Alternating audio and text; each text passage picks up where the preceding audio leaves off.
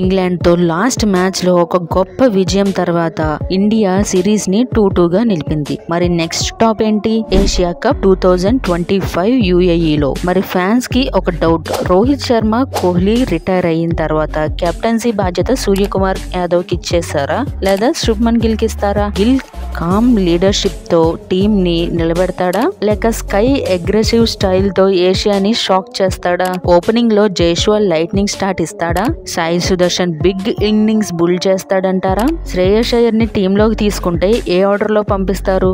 Abhishek Sharma team లోకి వస్తే desert లో బిగ్ సిక్సెస్ పడగలవా?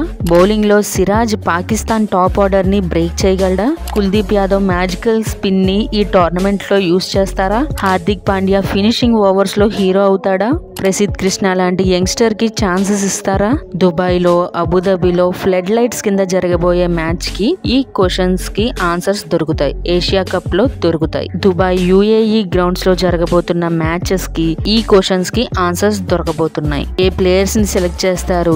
ఏ ప్లేయర్ కి కెప్టెన్సీ ఛాన్స్ ఇస్తారు? వైస్ కెప్టెన్ ఎవరవుతారు? రిషబ్ పంత్ ఎవరెవరు టీమ్ లో ఉండబోతున్నారు? అన్నిటికీ ఆన్సర్స్ ఆగస్ట్ 3rd వీక్ లో తెలియబోతున్నాయి. ఎందుకంటే ఆగస్ట్ 3rd రిలీజ్ చేయబోతున్నారు స్క్వాడ్ ని.